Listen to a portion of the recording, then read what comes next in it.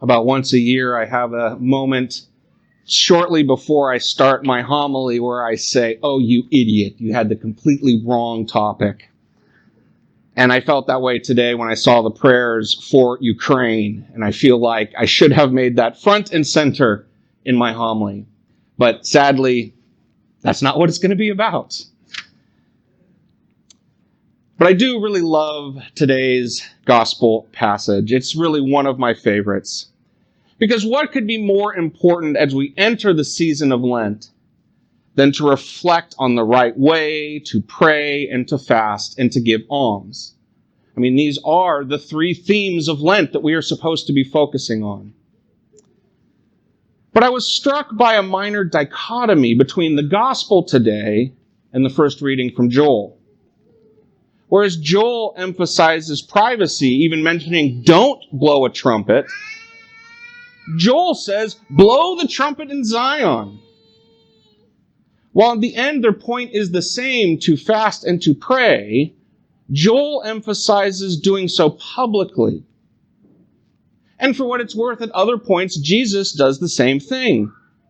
Today's gospel comes from the Sermon on the Mount. And in that sermon, just a couple of lessons before the one in today's gospel, Christ tells the gathered people this: "You are the light of the world. A city set on a mountain cannot be hidden. Nor do they light a lamp and put it under a bushel basket. It is set on a lampstand where it gives light to all in the house. Just so your light must shine before others, that they may see your good works and glorify your heavenly Father." So which is it? What are we supposed to do? Are we supposed to publicly show the world our faith and our good works? Or is this something we're supposed to keep deep inside our heart and not show anybody? And the answer is both. Both. It depends on the circumstances. Sometimes we are called to proclaim our faith loudly, and sometimes we are called to practice it privately.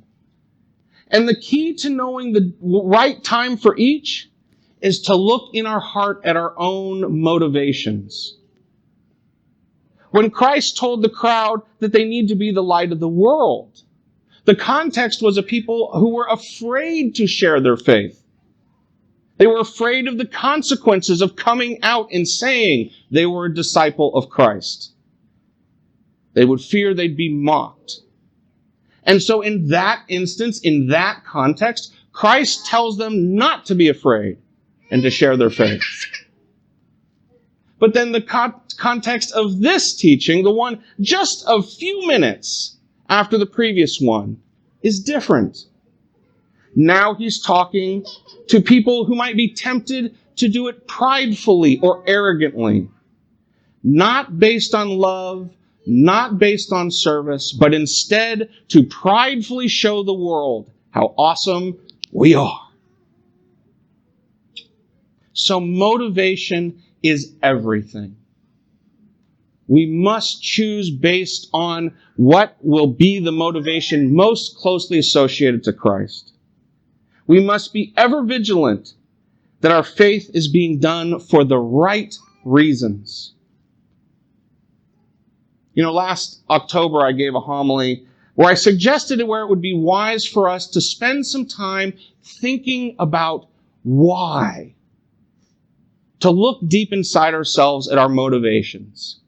At the simplest and fundamental things we do in our life. Ask ourselves, why do I work? Why do I go to school? Why do I come to church? Why do I lead? Why do I coach? Why do I give to a charity? Why am I a spouse? Why am I a parent? Why do I eat? There are deep and profound reasons behind these things, and they are different for each of us in many cases.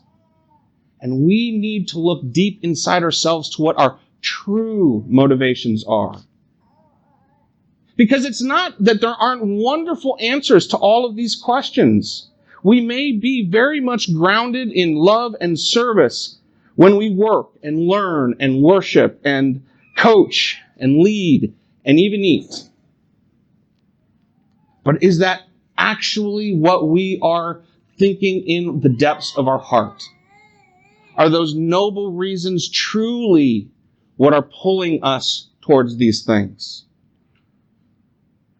Are we lying to ourselves about what our answers are deep in our own hearts?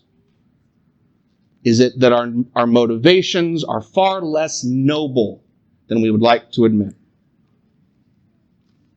And it seems to me that Lent is the perfect time for us to spend some time asking these sorts of why questions.